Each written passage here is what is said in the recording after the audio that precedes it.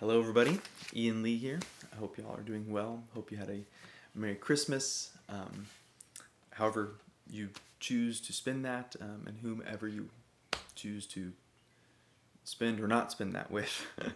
I just hope it was a good holiday for you. Before we get started, I just wanted to say thank you to everybody for subscribing so far and for commenting and asking questions and all of it. It's a real gift and a privilege to share in this way. These are all things that I find interesting and want to continue to get better at myself. So these are things that I'm working on anyways. So I just think it's really cool to be able to share it and it have some use, some value to you, even if it's just a little bit. When I first started this channel, I was like, if I could even reach a couple of people, that would mean a lot. So that it's growing in the way that it is just, like I said, it's a real privilege and a gift. So thank you so much for participating. I look forward to doing more. I want all of us to get better at the things we want to get better at. So I've had a few really good questions and comments over the last week or so, maybe a little less. And I'm going to get into all of those things in terms of making videos. I've promised some people I'll make videos about different things. I will get to all of those. So forgive me if you don't see yours right away. I'm just going to try to answer them in order as best I can. The first thing I want to get into is string transference. And I'll do a round of episodes on this, I think. What we're going to get into today is actually from Ted Greene's website. And if you're not a Ted Greene fan, you might want to check him out. He may not be for you, but I really enjoy Ted Greene. And of course, he was a really beautiful guitar player and a fascinating educator of the guitar, and he just really knew how to talk about it and offer it to his students. He has a website, tedgreene.com. It's in the link in my description. I'll also link to this sheet that we're going to be using that comes off of his website. It's all free. You can donate if you want to keep the website going, but it's all just available for anybody to use. And I just think that's so cool. It's a very kind thing that people who are working that website are doing. So we're going to go and get into string transference. And someone essentially was asking a question. They were talking about an open tuning called the fourths tuning. I say it's an open, but it's more of like, they were just saying it's an alternate tuning where we go from G, and instead of going B to E, we go G, C, F. So we keep going in fourths, I guess, to get rid of some of the, what one of my students calls the warp zone with that B string and how it gets a little funky sometimes. And I think that's a great idea. If you want to tune your guitar differently and you find that works for you, then kudos, go for it. Awesome. But there's also something to be said about the guitar and how it's tuned and some of the things it offers. Even just using open strings, like if I were to play an E flat 6 chord, take the fifth out, let that D ring open, let the E ring open. That's its own cool sound. And you only get that with our current string setup. I don't know, where would you use that? What would you even call it? We could analyze it, but I don't want to. I just want to enjoy it. It's cool stuff. So there's something to be said for that as well. I think it's all just dependent on what you want to do with it and what fits your style of learning. We all learn differently. We all approach things differently, and it's important to respect and honor that unique quality that we all have in terms of the way we learn and listen and perceive and play music. Let's go ahead and dive into this Ted Greene sheet, though, that I think can help us to see the difference in the B string and the E string and how this all works and how we can just begin to see the connections between chords and shapes, okay? So I'll read the first part here. It says, play a chord on the bottom 4 strings. So we're going from the bottom 4 strings to the top 4 strings, and it's all drop 2 voicings. So that means that we're going to play one string after the next, no skipping, just all 4 strings in a row.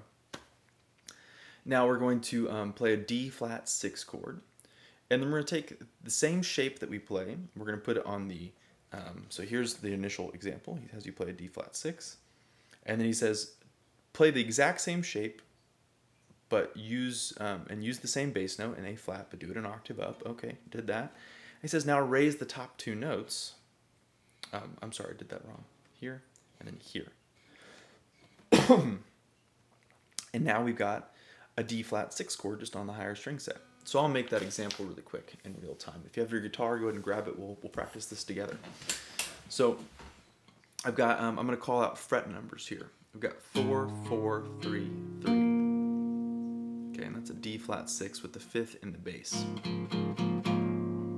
Pretty sounding chord. Now we're going to move that up, put A flat in the bass. Same shape for now. And then we're going to move the highest two notes, so the notes on the B and the E string, up each a fret. So then we end up doing a full bar. And we have a D flat 6 chord, up an octave. Right? Isn't that cool?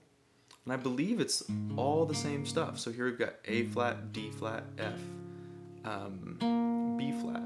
Here we have A flat, D flat, F, B flat. Yeah, so it's all the same orders of notes. So you've got the exact same chord, just up an octave now. Isn't that cool? So let's keep going through some more of these examples here. The next one he does is A flat major 7. Let's do that. So in fret numbers, I've got 4, 6, 5, 5. Okay, I'm doing a little mini bar here with my middle finger.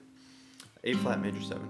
Let's go ahead and move that up an octave. So my A flat octave is here. I'm going to make the same shape for now. And I'm going to move these highest two notes on the B and E string up each a fret. Now I've got an A flat major 7. I'm sure you recognize that shape. I'm sure you've used it. If you're a Barry Harris kind of thinker, if you like the scales of chords and all that, you'll recognize that as an A flat 6 chord, which can also be F minor 7. It's cool stuff.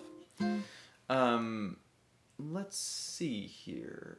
Let's just move on to the next chord. Let's do A minor 7. This is, again, the next chord on Ted's sheet here. Okay, so again, I'm going to call out frets. We've got 5, we've got 7, 5, 5, and I'm just making a bar with my first finger and then putting that middle finger right there. Okay, so now again, I'm going to make the exact same shape, just an octave up, but then I have to move these highest two notes up 1 fret each. So now I've got A minor 7. Now, I might do a couple more examples here, but I want to talk about this a little bit. What this does is it allows you to see the connections between the shapes. And of course, it allows you to, get different resonance if you want, different kind of timbres from the strings if you want something different. Maybe you're playing a song and you're here, but you want it to be an octave lower, and you want the same order of notes. And so now you can go. And it allows us to continue to make connections on the guitar and demystify that continual demystification of the fretboard, of the fingerboard, so that we can become more connected to the guitar, so we can see those connections. Little things like, for example, if I wanted to play, I'm going to play an E minor 7 here, or a G6. Same thing, right?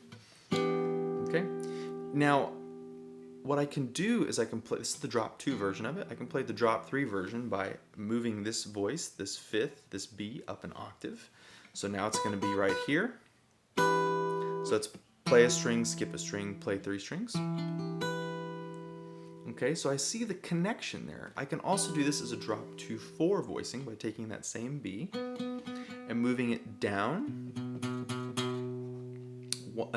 Move it down an octave instead of up this time. And then I have, but I'm seeing that all attached to that shape. Or I'm seeing all the shapes attached to each other. And this just allows us to see these connections instead of, we definitely need to know chords on their own, like know the shapes as their own thing on their own set, but then see them connected to the others, to the other kind of parent shapes, I guess. I don't really know the wording I would use there, but I hope that makes sense. I think it just continues to open up the guitar for us, as I said earlier. Let's go ahead and just do one more example here. And if you notice, I think Ted is essentially just, think he's just kind of messing around, moving up the neck chromatically, it looks like. So we started off in D flat, and then we play A flat, and then we play A, and there's a B flat chord next, and then an A chord, and he's just kind of going up and down a little bit here. So let's go ahead and do B flat minor 7 flat 5. So here's, I make a bar over the 6th fret, and then I put my second finger down on that E, or the 7th fret of the A string. Move that same shape up an octave, so B flat's got to be in the bass still, the lowest note. Okay, not quite what we're looking for. And then what I'm going to do is move these highest 2 notes up each a fret.